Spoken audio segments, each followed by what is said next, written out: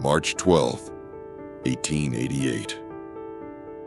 It started as a normal day in the bustling streets of New York City. People hurried about, completely unaware of what was about to unfold. By nightfall, skies would unleash one of the most devastating snowstorms in American history, the Great Blizzard of 1888. This wasn't just another winter storm. It was a force of nature so fierce that it buried cities, claimed hundreds of lives, and forever changed the way we think about urban planning and disaster preparedness.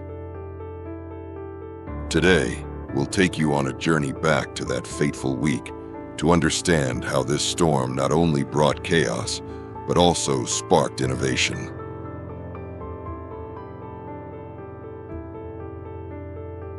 The day began like any other. The morning of March 11th, 1888, was mild for the season.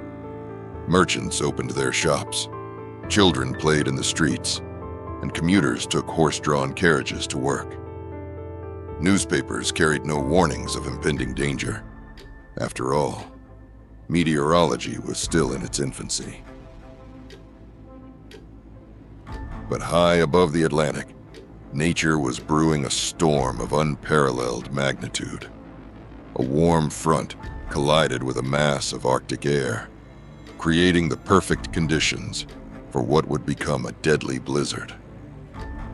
As evening approached, temperatures plummeted, and rain turned to snow. The wind began to howl, signaling that this was no ordinary snowfall. The city would soon come to a standstill, and the lives of its residents would be changed forever.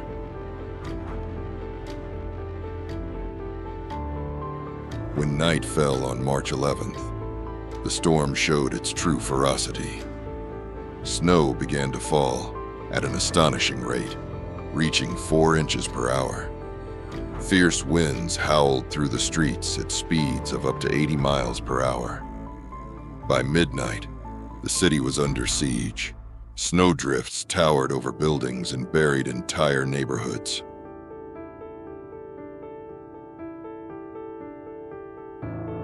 The storm wasn't just relentless, it was deadly. Telegraph lines snapped under the weight of the ice, cutting off communication with the outside world. Trains were halted, leaving passengers stranded in freezing cars for days. With temperatures dropping to single digits, even stepping outside became a death sentence. People who attempted to walk home found themselves lost in blinding snow. Tragically, many froze to death just steps from their own doorsteps. The storm's wrath wasn't limited to New York City. Across the northeastern United States, towns and cities faced similar devastation.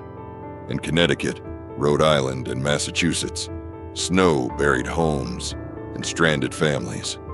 It was clear that this was not just a local disaster. This was a regional catastrophe. Survival became a battle against time and nature. For many, there was no escape. Entire families were trapped in their homes, relying on dwindling supplies of food and firewood to stay alive. Those who ventured out faced unimaginable challenges. Snowdrifts reached heights of up to 40 feet, completely burying streets, buildings, and even trains. In New York City, the elevated trains, the lifeblood of daily transportation, were frozen in place. Passengers, stranded for hours, were forced to abandon the cars and navigate their way down icy tracks. Emergency services were overwhelmed. Police and fire departments struggled to respond to calls for help, as horses pulling their wagons were often unable to move through the deep snow. In rural areas, the situation was equally dire.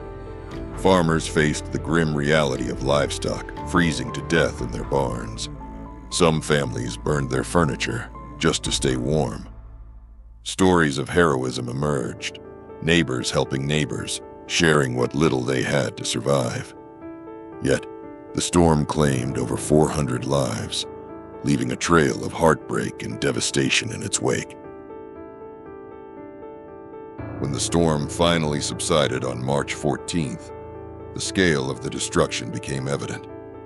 Streets were unrecognizable, buried under mountains of snow. 12-foot-high drifts blocked doorways and covered entire buildings. Rescue operations began, but the challenges were immense. With no way to clear the snow quickly, it took days to dig out key thoroughfares. The economic toll was staggering.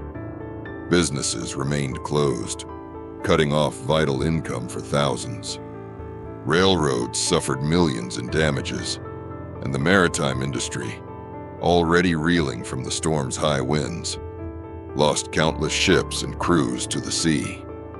The total cost of the disaster was estimated at $25 million in 1888 dollars, equivalent to over $700 million today. But amid the devastation, there were signs of resilience. Communities banded together to clear the streets and support one another. People shared food, clothing, and warmth. It was a testament to the human spirit, a determination to rebuild, even in the face of overwhelming odds. The Great Blizzard of 1888 wasn't just a natural disaster. It was a wake-up call. In its aftermath, city planners and leaders realized that the infrastructure of the day was no match for such extreme conditions. One of the most significant changes came in the form of underground utilities. New York City began moving power lines, telegraph cables, and other critical infrastructure below ground to protect them from future storms. The blizzard also played a role in the development of the New York City subway system. The storm's paralyzing effect on above-ground transportation highlighted the need for a more reliable system. Within decades, the city's famous subway network would become a reality, ensuring that people could continue to move even during severe weather. On a national level, the storm spurred advancements in meteorology. The U.S. Weather Bureau, now known as the National Weather Service, began to adopt more scientific methods for predicting storms. While it would take years to perfect, these changes laid the groundwork for modern weather forecasting. The Great Blizzard of 1888 was more than just a storm. It was a moment in history that tested the limits of human resilience and ingenuity. It brought tragedy, but it also brought change. Today, the lessons learned from that blizzard continue to shape the way we build, plan, and prepare for the challenges of nature.